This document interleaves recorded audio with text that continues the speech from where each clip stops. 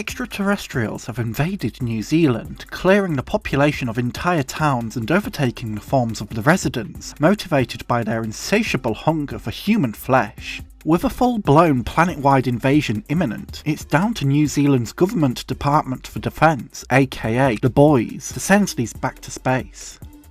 This is Peter Jackson's feature-length directorial debut, Bad Taste, a low-budget, bonkers fusion of science fiction, horror, and crude comedy which demonstrates early within the director's pre-Lord of the Rings career his penchant for cost-effective filmmaking and impressively imaginative gory special effects as a source of shock humour, both of which would foreshadow the future of his career, not just his early period creating gory horror comedies, but also influencing aspects of his blockbuster filmmaking too. Bad Taste is certainly a flawed film. Made on a minuscule budget, it can often look like a student film during its less spectacular scenes, and many of the film's gags are so crude that, depending on your sense of humour, they probably don't quite stick the landing in the way that was intended. Nonetheless, the film's flaws are balanced with plenty of undeniably memorable moments, which will be adored by no-budget filmmaking students and schlock lovers everywhere. With Earth Defender Barry cornered in the shed, the aliens in human form use one of their own as a battering ram. As the humans infiltrate the home base of the extraterrestrial threat, two of them can be found playing patty cake, and the waves upon waves of aliens who are pummeled with bullets so frequently that the body count is difficult to track. A genuine surprise within Bad Taste is that Peter Jackson himself steals every scene he features in, as the unhinged, dorky, extraterrestrial slayer Derek, who, after suffering a dreadful fall leaving him with brain damage, causes him to go on a completely wild assault against anything and everything. What Bad Taste sets out to do, an outright assault of dumb visual jokes splattered in gore, is exactly what Bad Taste effectively achieves.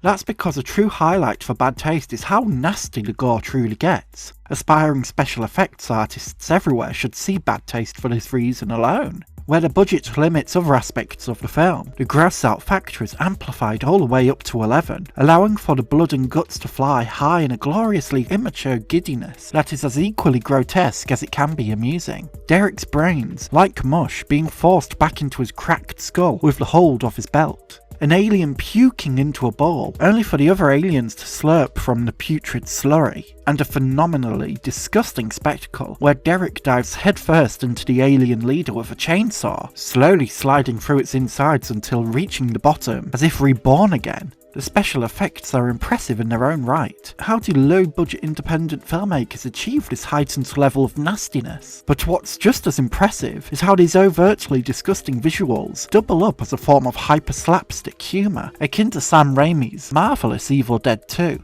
What is truly admirable within Bad Taste is that, for all its excessive spectacle of humorous disgust, and for all of its warts and all flaws, due to the film's constant walking and shooting, the film can become quite repetitive. The film serves as a testament to an early career filmmaker's tenacity and perseverance to create a film which would appeal to himself and his friends. Often limited to filming only on weekends, when cast and crew were available, Bad Taste illustrates the time, patience, effort and dedication that is essential to much of independent filmmaking.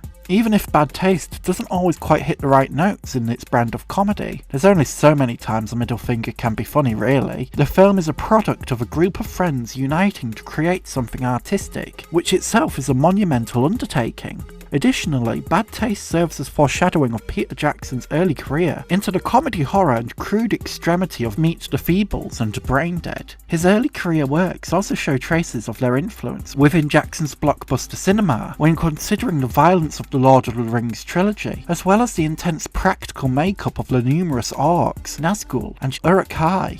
Who else to bring fantastical nightmares to cinematic life than the mind who gifted the world Derek, carving the ugliest extraterrestrials into pure slush? In conclusion, Peter Jackson's Bad Taste is an early career milestone that, despite its numerous flaws, still manages to balance grotesquerie with a brand of childish humour that, during the film's strongest moments, works better than it has any right to.